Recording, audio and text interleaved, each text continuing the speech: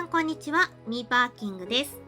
本日はトヨタの新型ランドクルーザーをご紹介していきたいと思います。この車は車好きの皆様ならもうご存知かと思いますが、納期が数年かかるという欲しくても手に入らないほどの人気ぶりで、このただならぬ雰囲気すごく気になりますよね。今回は特別に少しだけ撮影時間をいただくことができ、やっぱり世界が認める車は違うなと思わせてくれる素晴らしい内外装になっているので、最後まで一緒に詳しく見ていただけたら嬉しいです。それでは早速スタートです。本日ご紹介するグレードは ZX というディーゼル車となります。全長 4985mm、 全幅 1980mm、 全高 1925mm、 燃費は WLTC モードで 9.7kg です。今回ご紹介するこの新型車はどんな過酷な状況をも走破できる、まさに無敵の仕上がりになっているのも特徴で、この敵なしの頑丈さにこのラグジュアリー感、これは反則レベルですよね。候補に全くなかったこのランクルも一度は乗りたいなと記憶に残るような素晴らしい作りになっているので、まずは詳しくエクステリアから見ていきましょう。まずフロントですが、この薄型で貫禄をも感じるヘッドライトに大型のワイドグリルといい、とても存在感強めのかっこいいフロントマスクとなっています。このヘッドライトは三眼タイプのダイヤのような美しい目を持っていて、この下の太いアイラインといい、世界を知り尽くした雰囲気、すごく神々しささえ感じられます。またここのグリルは想像以上にギラギラしすぎないデザインに仕上げられ、フードに厚みを持たせることで迫力と強さを表現するとともに、横から見た時の重厚感、これは SUV らしい力強さもはっきり伝わりますよね。そしてこの全てのデザインをより際立たせているのはボンネットに描かれたデザインにあると思っていて、ランクルの特徴でもある中央のえぐられた造形もそうですが、ここのヘッドライト部分を一段フラットに落とすことで、より全体の表情が豊かになり、ダイレクトに力強さが引き出されていますよね。ライトを点灯するとこのように点灯し、デイライト付きのフル LED 仕様になっています。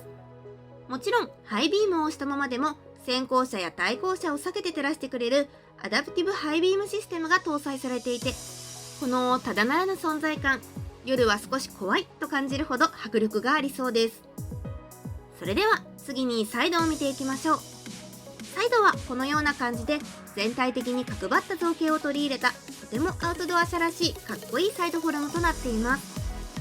ここの窓のメッキ部分は後方に行くにつれて太く、高級感を演出するとともにリアのオーバーハングを長くすることですごく全体が伸びやかに見え、箱型のかっこよさの中に美しさも感じられます。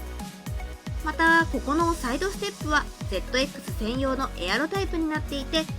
サイドを低く見せることでオフロード車でありながらラグジュアリー感も感じさせてくれるデザイン、ほんとこのバランスはかっこいいなと感じました。タイヤは20インチです。このクロームメタリック塗装されたホイール、すごく高級感を感じますよね。そして給油口は左側についています。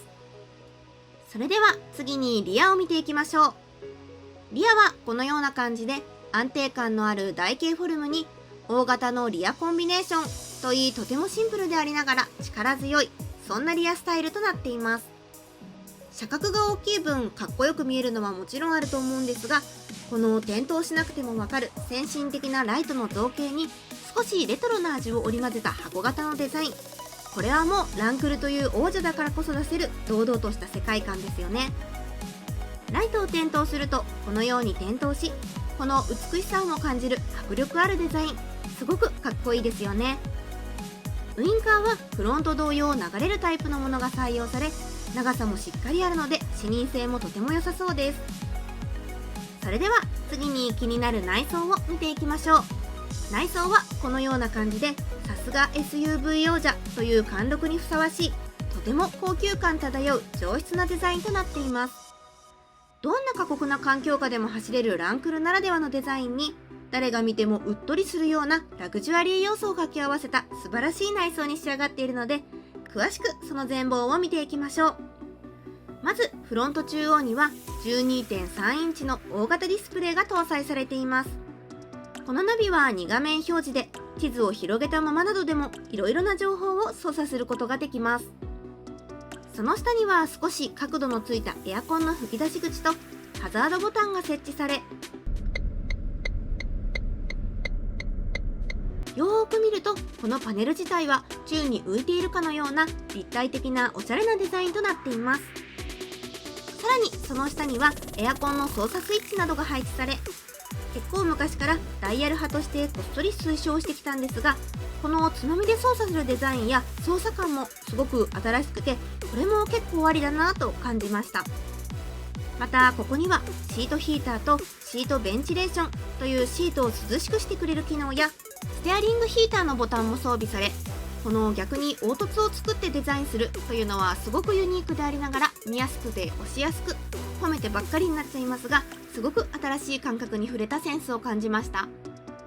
そしてここには高質感漂う鍵盤のようなボタンが配置され、ここでナビなどの操作をすることもできます。一段下がってその下には DVD などのスロットがついていて、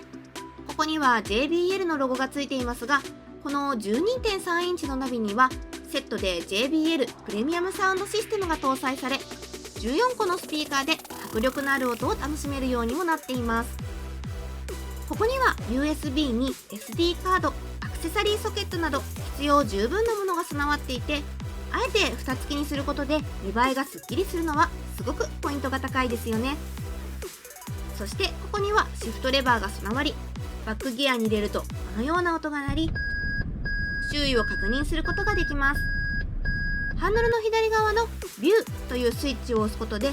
さらに視覚になりやすい部分を映してくれる機能も搭載され、こういう大きな車に乗る以上、必要以上に確認できるのはすごくありがたい機能ですよね。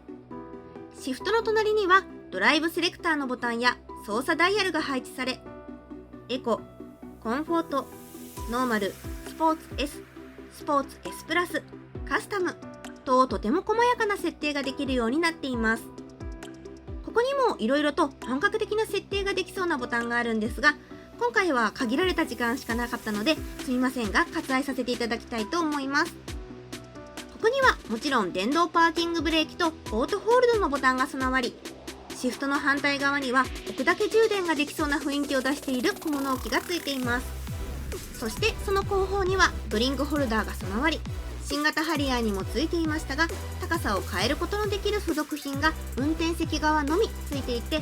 助手席側は普通のドリンクホルダーと使い分けて使えるような、そんなデザインになっています。さらにその後方には大型のアームレストが備わり、中は大きな収納空間になっていて、なんと助手席側からでも開ける両開き仕様はさすが高級仕様であり機能的だなと感じました。それでは次に運転席周りを見ていきましょう。ハンドルは本革巻きで握りやすく、下半分が木目調、スイッチ類にメッキ化色ととても豪華なデザインとなっています。ハンドルの左側でナビやメーター内のディスプレイ操作ができ、右側はクルーズコントロール関係の操作ボタンとなっています。ハンドルの調整は電動で調節することができて、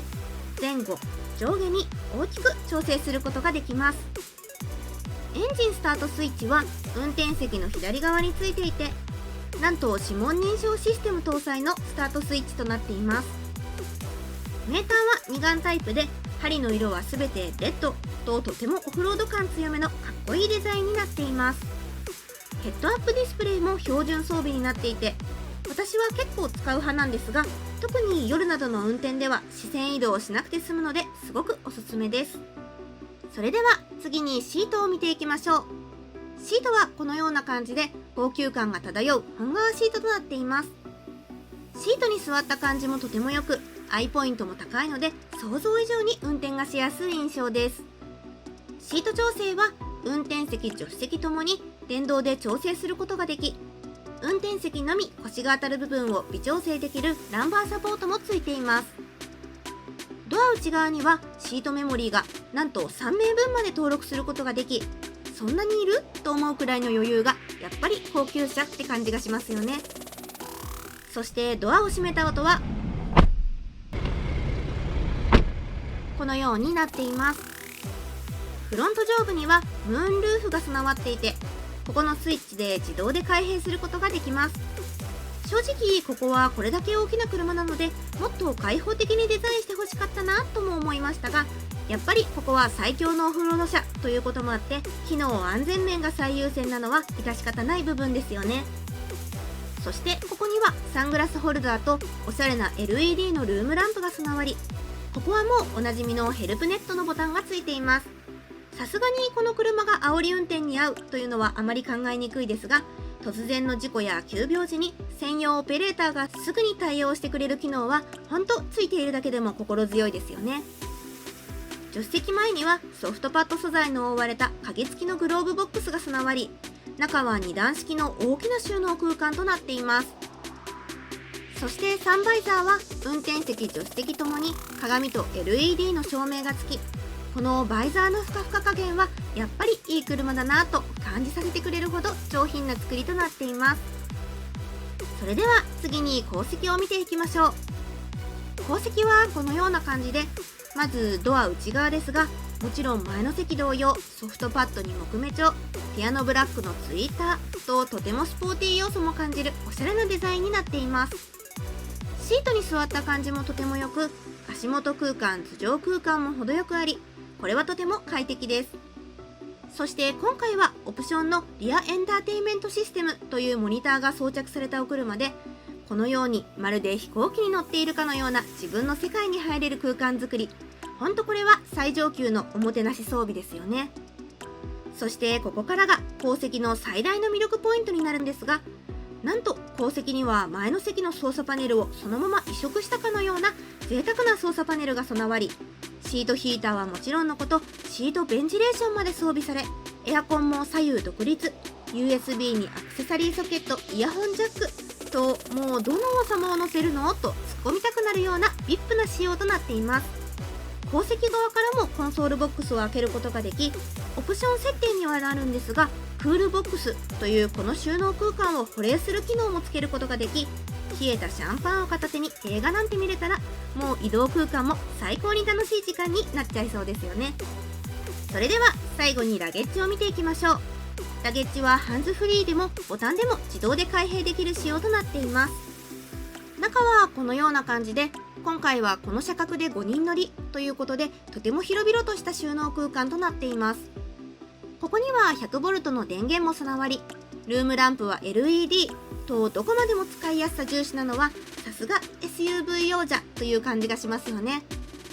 そしてさらに荷室空間を広げたいときは2列目を簡単に跳ね上げることもでき、構造上綺麗なフラット状態にはできませんが、何かクッション素材などで埋めてあげれば車中泊もできなくはなさそうです。いかがでしたか？本日はトヨタの新型ランドクルーザーをご紹介しましたが、この日本離れした迫力ある外観に高級感とオフロード感をミックスさせた内装といい、これはまさに王者という言葉がふさわしいほどの素晴らしい作りの一台でしたよね。私自身正直この車をご紹介できると思っていなくて、今回数時間ではありますが撮影をさせていただくことができ、改めてなぜこの車がそれほどまでに人気なのかを感じることができ、車の世界は本当に奥が深いなぁと感じることができました。まだまだ深刻な納期問題はありますが、これを本当に見て乗ったらそんなことは関係ないと注文したくなる気持ちもわかりますし、こういう車がある限りロマンという言葉が成立していくんだろうなと感じさせてくれるような SUV でした。実際にランドクルーザーに乗られている方や試乗された方、検討されている方の感想など、ぜひコメントに書いていっていただけると嬉しいです。またチャンネル登録やグッドボタンを押していただけると動画制作の励みになりますので、よろしければお願いします。それではまた次回の動画でお会いしましょう。バイバーイ。